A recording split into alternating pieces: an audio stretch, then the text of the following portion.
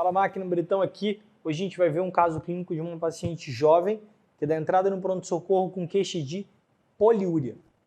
Continua aqui comigo até o final para a gente entender como que a gente faz o diagnóstico desse caso de maneira muito tranquila, muito simples e vai ajudar a gente a manejar uma das principais emergências metabólicas que a gente pode atender no pronto-socorro. O caso é o seguinte, a gente tem uma jovem aqui de 19 anos, se liga na história, jovem de 19 anos, foi levada ao serviço de emergência e apresentava poliúria, nossa queixa principal aí, mas olha a história, né? Uma poliúria de início há mais ou menos 15 dias, com evolução para uma dor abdominal difusa, intermitente, que nas últimas horas abriu um quadro de náusea, vômitos incoercíveis e uma queda do nível de consciência.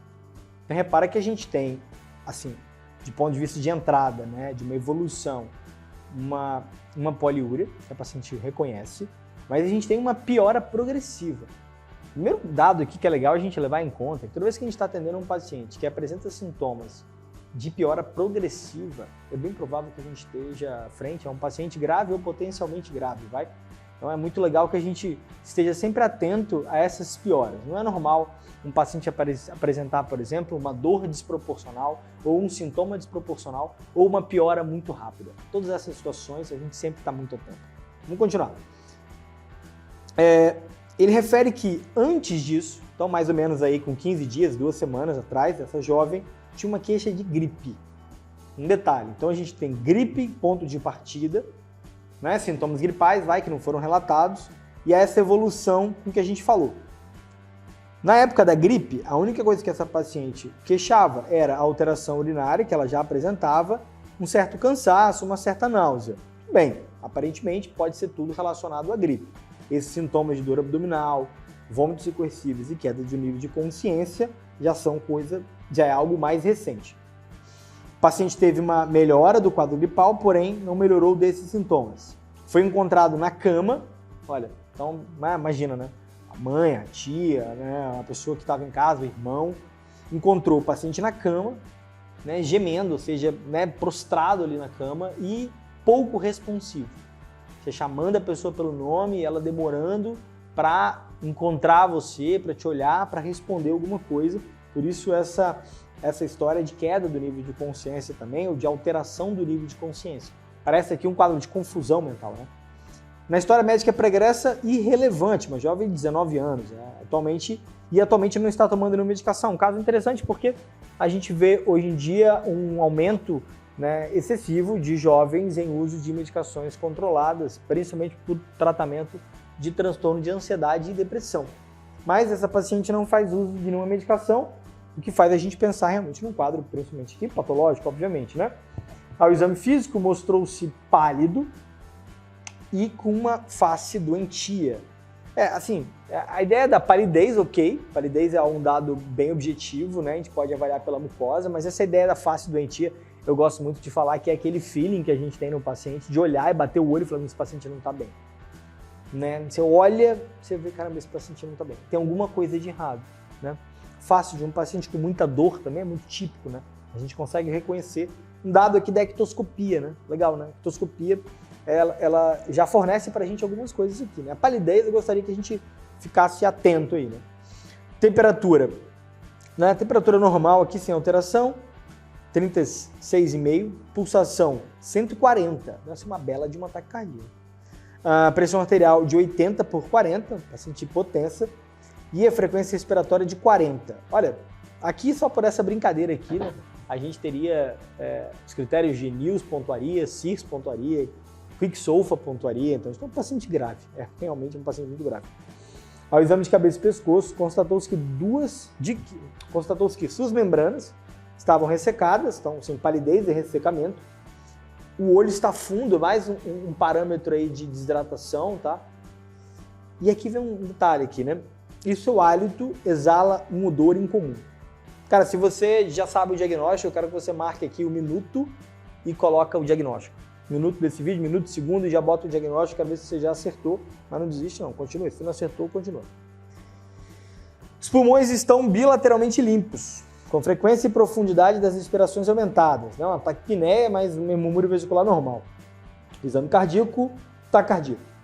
O abdômen apresenta dor difusa à palpação, beleza? Como a gente falou, com ruídos hidroaéreos, hipoativos e defesa muscular involuntária. O paciente tem uma alteração do abdômen aqui, importante também, tá? É uma dor difusa à palpação, né? Um ilho lento, né? Não daria para dizer que é um ilho metabólico aqui, mas é, né? Um trânsito lentificado, né? Ruídos não são propulsivos, e tem uma dor, né, com uma defesa do abdômen de maneira involuntária, assim, não caracterizando aqui um abdômen tábua, mas um abdômen responsivo. O exame toque retal normal, interessante, a gente fez um toque retal aqui, né? A pele está fria e ressecada, com diminuição do turgor. Olha, mais uma característica em relação à própria pele aqui, né? A gente tinha palidez, a gente tem olho ressecado, mucosa ressecada, a gente tem olho fundo, a gente tem pele fria também, né? Turgor diminuído, algumas características aí que chamam a atenção a uma, vamos dizer, que a gente pode chamar de uma síndrome. A gente consegue ver uma síndrome que está acontecendo aqui com esses sinais, tá? Ao exame neurológico, o paciente estava gemendo e apresentava, né, uma dor localizada, mas conversava com uma certa coerência, ou seja, esse quadro de confusão, né? Acho que a gente pode colocar um Glasgow de 14, 15, né? O paciente às vezes não consegue contar uma história, não sabe exatamente o dia de hoje, esquece alguma coisa que acabou de falar, né? Um quadro de confusão mental, né? A gente poderia falar. Vamos aos exames laboratoriais e se a gente consegue dar o diagnóstico. Se você descobrir o diagnóstico, pode fazer isso a qualquer momento do vídeo, viu? Bota o minuto, o segundo e coloca o diagnóstico. Você achava e depois você confere se você estava certo. Os exames laboratoriais fornecem os seguintes resultados. Olha, contagem de leucócitos, 16 mil leucócitos, leucocitose aqui, né? Hemoglobina hematócrita normal, tá? Eletrólitos, sódio 124, níveis de potássio, sódio está baixo, tá? 124 está baixo. Níveis de potássio 3,4, potássio está um pouquinho abaixo do que precisa, né? 3,5 seria normal, 3, a depender da referência, vai. Aqui estaria normal também, dependendo do laboratório, do valor de referência. Concentração de cloro de 98, que é um dado aqui para a gente poder calcular a gasometria do paciente de maneira mais correta, né? E concentração de bicarbonato de 6, que é um dado da gasometria já, você vê, né? Aparentemente que ele falou de cloro, né? A gente já imagina que ele vai citar também bicarbonato, um BIC bem baixo, né? BIC de 6 bem baixo. A ureia e creatina estão levemente aumentadas, então uma alteração na função renal, tá, galera? Não há padrão aqui, ele cita os dois, a gente não sabe quanto. Os níveis séricos de glicose estão em 740 mg por decilitro, ou seja, uma pancada. É o famoso glicose high, destro high. É o destro que não lê, né? Acima de 600 às vezes não lê, né? Dependendo, tem uns que leem mais, mas esse aqui de 740 provavelmente não leu. Os níveis séricos de amilase, bilirrubina, aspartato e aminotransferase, né? TGO, TGP, fosfatase alcalina, estão dentro dos limites normais. Então, a gente tem uma função hepática preservada aqui, né? Aqui a gente poderia se utilizar, por exemplo, da própria bilirrubina, né? Nos critérios de sulfa, por exemplo, né? Mas aqui bilirrubina normal. Alterações da própria função hepática também. Um ecocardiograma de 12 derivações mostrou ocorrência de taquicardia sinusal. Tá? A gente imaginava, né, que a gente tinha uma pulsação rápida, né, a ausculta taquicárdica, né, o eletro confirma que não há uma taquiarritmia aqui, mas uma taquicardia sinusal. E radiografia de tórax do paciente é normal. Radiografia normal. Aí há duas perguntas aqui, galera, que eu acho que é a ideia da gente responder aqui, mas vou me dedicar mais à primeira aqui, para que a gente consiga ficar bem claro nesse caso aqui, que é um caso bem clássico, um caso de livro, a gente está lendo um caso clínico de um livro. É um caso clássico, mas ele ajuda bastante a gente reconhecer esse paciente na vida real. Que é, qual o diagnóstico mais provável? E aí, qual que você colocou?